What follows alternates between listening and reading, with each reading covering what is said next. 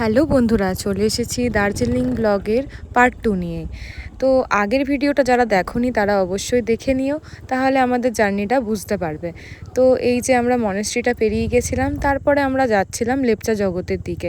আর ওই দিকে যেতে গেলে একটা রাস্তা পড়ে যেটা ডান দিকে যায় আর বাঁ দিকে যায়, মানে এই ঘুম স্টেশন থেকে দুদিকে দুটো রাস্তা কেটে গেছে।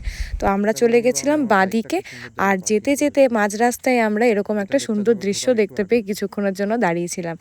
আর আমি বললাম অভিজিৎকে যে চলো আমরা একটু দাঁড়াই, আর এখানে দাঁড়ানোর জন্য একটু চার্জেস নিয়েছিল, তো সেটা দেওয়াই যায়।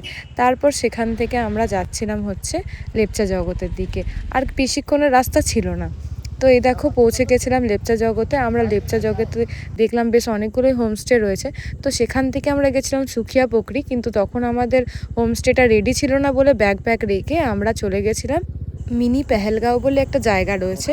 তো সেই জায়গাটার সাজেশন আমাদেরকে দিয়েছিল আমাদের হোমস্টেরই মালিক। তো সে বলেছিল তোমরা ততক্ষণ ঘুরে আসো, আমাদের হোমস্টে থেকে বেশি দূরে ছিল না, তাই জন্য আমরা চলে গেছিলাম ব্যাগ রেখেই। আর তোমরা রাস্তা দেখে বুঝতেই পারছো কতটা খারাপ রাস্তা ছিল আর কতটা নিচের দিকে নামতে হয়েছিল। কিন্তু একটা সুন্দর জায়গা দেখতে গেলে একটু কষ্ট তো করতেই হয়, তো সেই জন্য আমরা একটু কষ্ট করে সেখানে গেছিলাম। তারপর সেখানে পৌঁছে গিয়ে আমরা গাড়ি পার্ক করে নিয়েছিলাম, আর তারপরে ভাবছিলাম যে কোথায় সেই মিনি পেহেলগাঁও, তখনও অবধি বুঝে উঠতে পারছিলাম না। তারপর যখন সেই লোকেশনের মধ্যে আমরা পৌঁছালাম, গিয়ে যেটা দেখলাম সেটাই তোমাদের সাথে শেয়ার করছি।